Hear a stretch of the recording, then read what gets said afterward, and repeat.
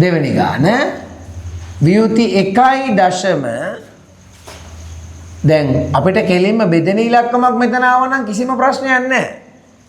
බෙදෙන්නේ නැති එකක් ආවොත් තමයි ගැටලුව හිටින්නේ. වියුති 1.3 බෙදන්නලු 3. ඔන්න අපි මේ ගාන හදලා බලමු. ඔන්න දැන් අර කලින් හිතපු විදිහට හිතන්න ලෑස්ති වෙන්න. හොඳට අහගන්න. වියුති 1.3 3ෙන් බෙදන්න තියෙන්නේ. මම පූර්ණ කොටස ගන්නවා පැටියෝ. වියුති 1 දශම කොටස ගන්නවා 0.371 යෙදෙන පහලට ලියා ගන්නවා.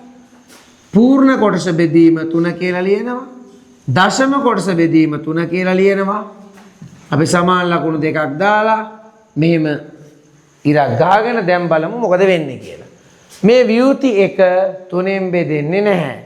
වියුති 1 3ෙන් බෙදෙන්නේ නැත්නම් වියුති 1ට වඩා ඉස්සරහින් ඉන්න 3ෙන් බෙදෙන ළඟම වියුතියගේ මොකද්ද? වියුති 2 නෙමෙයි වියුති 3 තමයි යන්න වෙන්නේ. වියුති 3. එහෙනම් අපි මේ වියුති 1 වියුති 3ක් කියලා ලියා ගන්නවා. තිබුණේ වියුති 1යි දැන් ඒක වියුති 3ක් විදිහට මම බලහත්කාරයෙන් වෙනස් කරා. එහෙනම් ඍණ දෙකක් වියුති දෙකක් මෙතෙන්ට දැම්මා. ඒ වරද නැතිකරන්න මම මෙතන අපේ දශමාංශයේ කොටසේ තියෙන බිඳුව කියන පූර්ණාගේ එතනට දානවා අපි 2.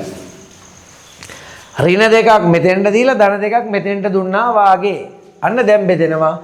වියුති 3 3ෙන් බෙදුනොත් පුතේ වියුති 1යි බිඳුවයි බිඳුවයි බිඳුවයි බිඳුව.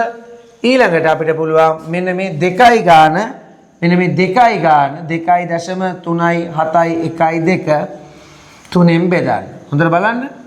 2ට නෑ 23ට දශම තිබ්බ 23ට 7යි 21යි දෙකක් ඉතුරුයි 7 15ට 24ට 3 ඒවා 9යි 27යි ඉතුරු නෑ 1 15ට 1ට නෑ 3 ඒවා එකක් ඉතුරුයි 2 15ට 12ට 3 ඒවා 4යි 4 වලට 3 12යි 12න් 12ක් බිඳුවයි. එහෙමනම් මෙතෙන්ට එනවා බිඳුවයි දශම 7යි 9යි බිඳුවයි 4.